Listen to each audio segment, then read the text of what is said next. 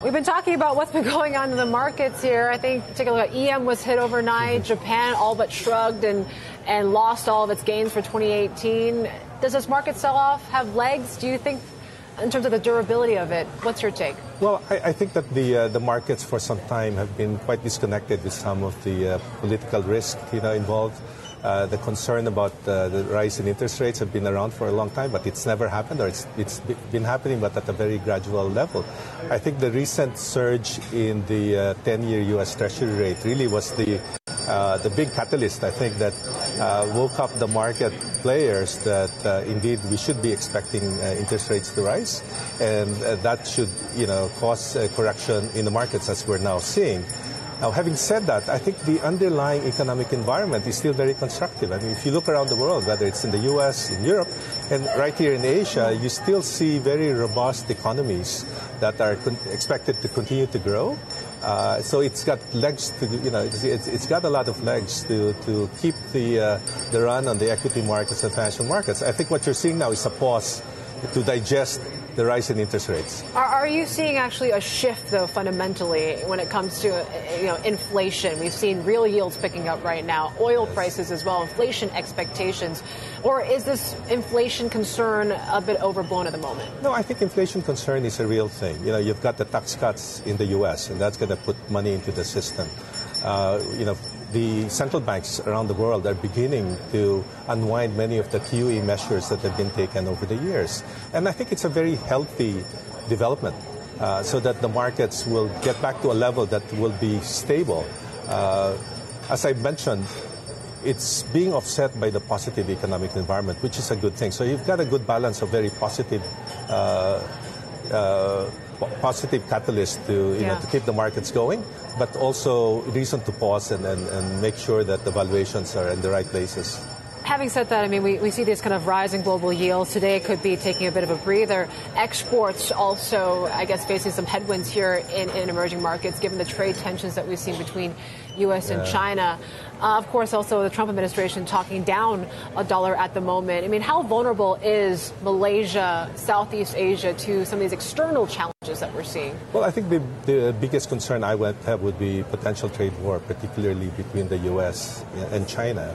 And any trade war could lead to instability and taking out the steam out of the economic growth in China. And any instability in China would have cascading effects throughout the rest of Asia, because trade within Asia has grown over the decades. So it's very important that China continues to experience growth.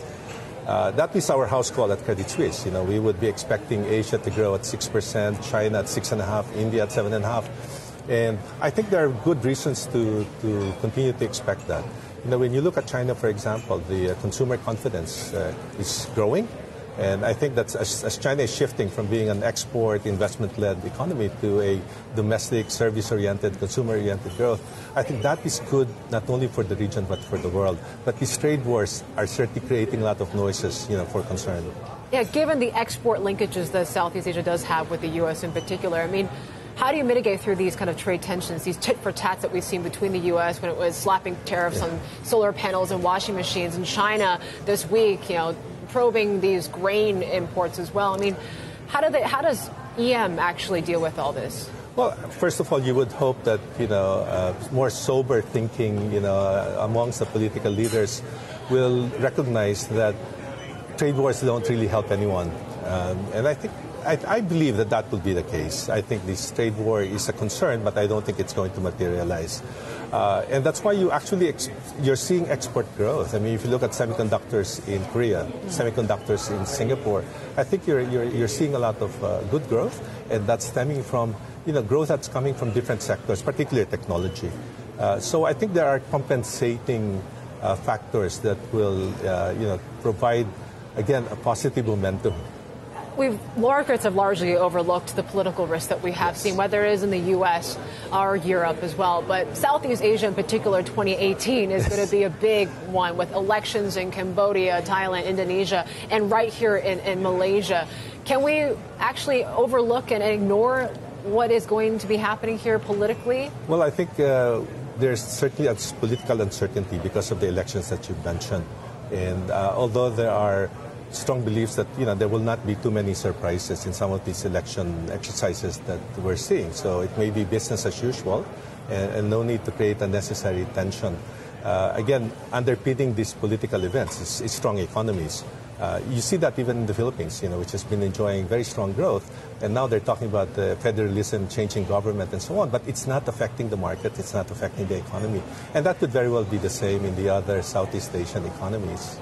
Which election, I guess, in particular, are you most concerned about? I mean, is there a particular one where you just think investors in particular should be focused on, that we actually could see the most change, most reform? I suppose the one that personally might be concerned would be the elections next year in Indonesia. It's the largest economy in Southeast Asia. We've been surprised with the results of the elections for Jakarta governor. And I hope that does not translate to future events at the national level.